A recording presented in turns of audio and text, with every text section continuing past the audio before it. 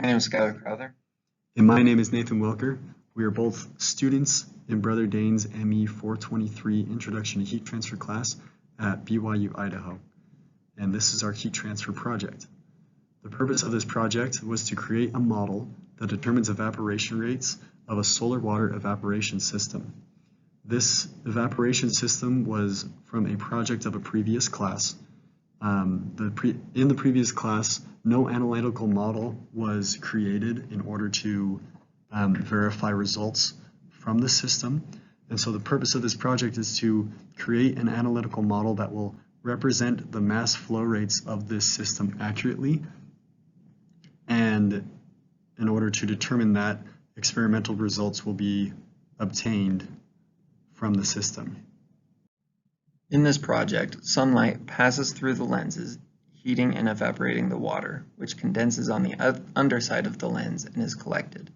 As you saw in the previous slide, 12 lenses are arrayed and focused on a basin of water, which then heats up and evaporates, and the condensation is then collected on the underside of the lenses and runs down the sides of the storage container and is then collected by a bucket, which we can then use to accurately measure the flow rate of water that has been evaporated. We do realize that there are a few losses from the system due to reflection from the lenses and also from convection currents and from our system not being completely watertight and having a few holes where water precipitation and evaporation can leak. In order to accurately represent our model from the perspective of heat transfer, an energy balance needed to be performed on the system. The equation from the energy balance was used to calculate the theoretical mass flow rate of the evaporated water in the system.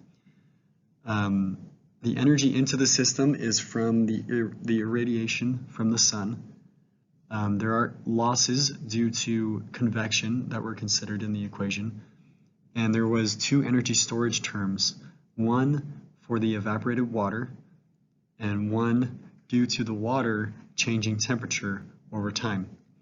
The final equation came out to have four energy terms, all of which were either known or measured values that we could obtain.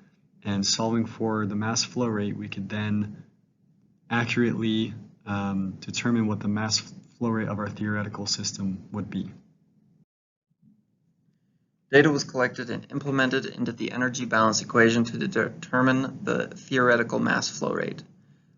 We measured solar irradiation and the wall temperature of our system in half-hour increments. This was done, the solar irradiation was measured with a pyranometer or a solar irradiance measuring device, and the wall temperature was measured with an infrared thermometer. As you can see, we started this test earlier in the morning, so the solar irradiation had not quite hit the normal above 1,000 watts per meter squared, and our wall temperature took a little while to heat up and then cooled down a little bit at the 2-hour mark because it got a little cloudy.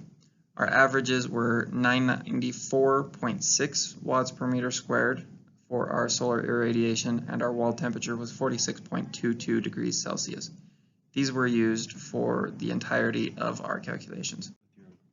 Using these values, we get a theoretical mass flow rate of 4.145 times 10 to the negative 6th kilograms per second. At 4.145 times 10 to the negative 5th kilograms per second. The experiment was performed while we were taking measurements for the solar irradiation and wall temperature values, and a mass flow rate was determined. Now the mass flow rate was determined by measuring the initial water volume and subtracting it from the final water volume to get a total volume of water that was evaporated. The amount of water that was evaporated through our system during the experiment was 50 milliliters.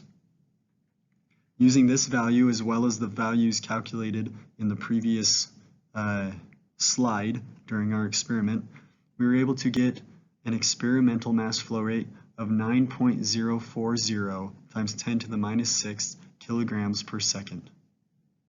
In conclusion, a correction factor was needed in order to accurately represent the actual flow rate of the solar water evaporation system. We found that our theoretical mass flow rate was a bit higher than our experimental mass flow rate due to losses in the system, experimental error, and other factors.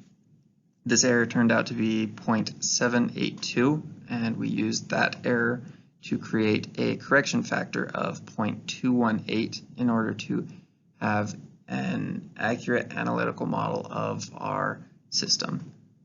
Thank you for watching.